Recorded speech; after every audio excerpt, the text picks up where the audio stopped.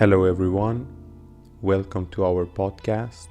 The name of this podcast will be Right Rudder, and me, Abdullah, will be your host, along with Anton, who will be the co-host of this podcast. In this podcast, we will talk about everything in the field of aviation, from planes, regulations, and pilot's life. So I will start with introducing myself. I am a flight instructor who has been teaching pilots and training pilots for years now and have attained many different degrees.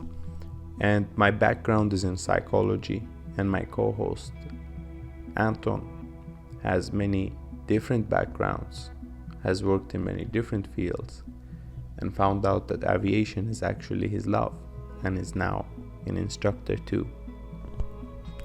So we are going to be talking about many different things here. First is, why this channel? Because honestly we don't have that many aviation podcasts, and we would like to bring some really simplified, more engaging type of podcasts to you, and we hope you enjoy it. We also have a branch that is a ground school called BHP Aviation, and that is only a ground school for aviation. So if you're interested, you can hop into onlinepilot.training and take a look at our material. So, why aviation? For me personally, I studied psychology before this and I was in school. But, the thing that comes in pretty quickly as you study anything is that it's all theory. Once you set foot in the real world, everything is different. Those theories that you learned in school are not used anymore. But in aviation, there is a very thin line between practical and theoretical. So everything you're gonna learn is gonna have a practical implication at work. So I would like to give some examples. As we say, like if you learn about types of clouds, like we have all these different weird names, which we will try to simplify also. Cumulonimbus, stratus, stratocumulus, and all these types of clouds. And if you know them, if you actually spend the time to study, then when you're in flight and you see a specific type of cloud, you know what it means. Avoid it, or fly by, fly under, fly through. Well, never fly through, but you will know what it signifies. So the other thing being that I cannot stand sitting in one place. Even when I was studying psychology, just the thought of sitting in an office and listening to people's problems all day and being in one place just makes my skin cringe, and I cannot even imagine it. And today I feel my life is dynamic. I move around, never in one place, going up, down, meeting different people. Another thing that I have noticed in aviation, and it is the experience of many, is that people who enter this field are generally really nice people and motivated. They have a lot of energy, so you're always energized and motivated. And one aspect that we have noticed across all pilots is that they never grow up. It's like children and always playing with this toy called a plane. And anytime you go above a cloud, it's the same feeling and it doesn't get old.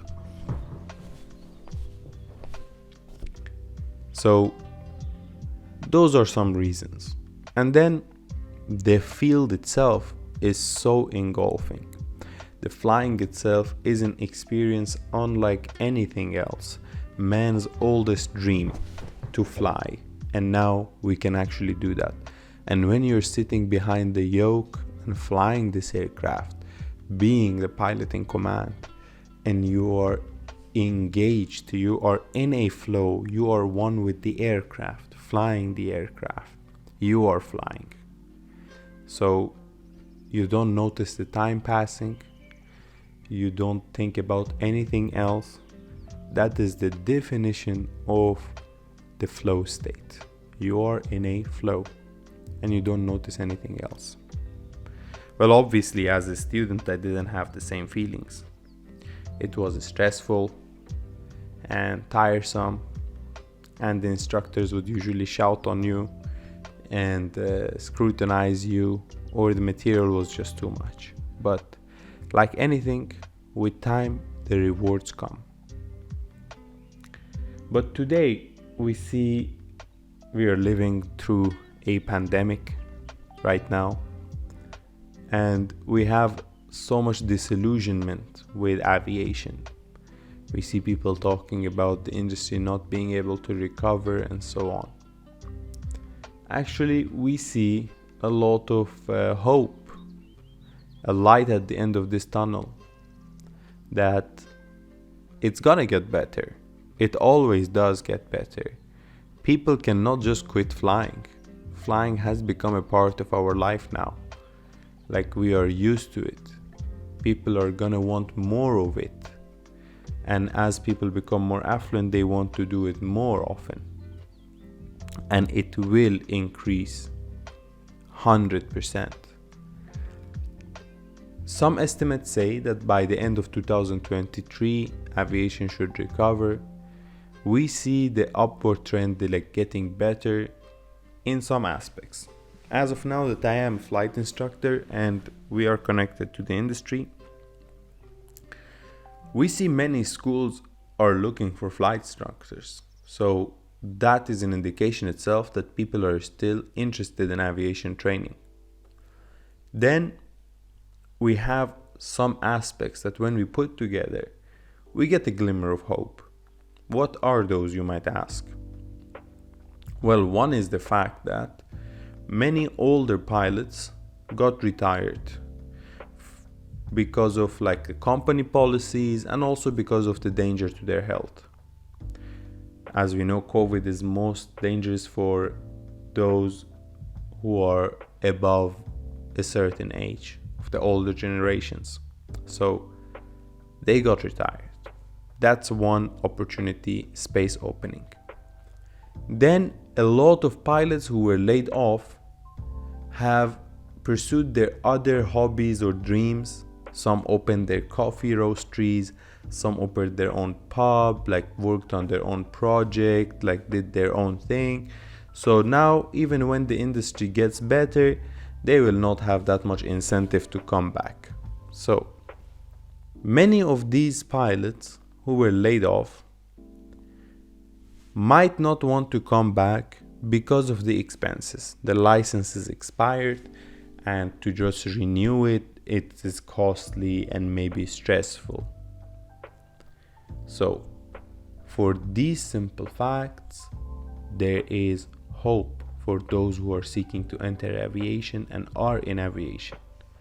Another factor is that the 737 MAX came back into operation and has gotten its airworthiness certificate again and is now going to be operating. So that creates another demand for pilots. And in long term, there is going to be a shortage. Always there is going to be a shortage because demand is going to keep growing. And the pilot output is not enough. The flight schools are not putting out as many pilots today. So what does this information mean for those of you who are enthusiasts about aviation training? How long does it take? How hard it is? Nothing is hard if you like to do it, if you're really motivated. So it doesn't matter for those people who love aviation.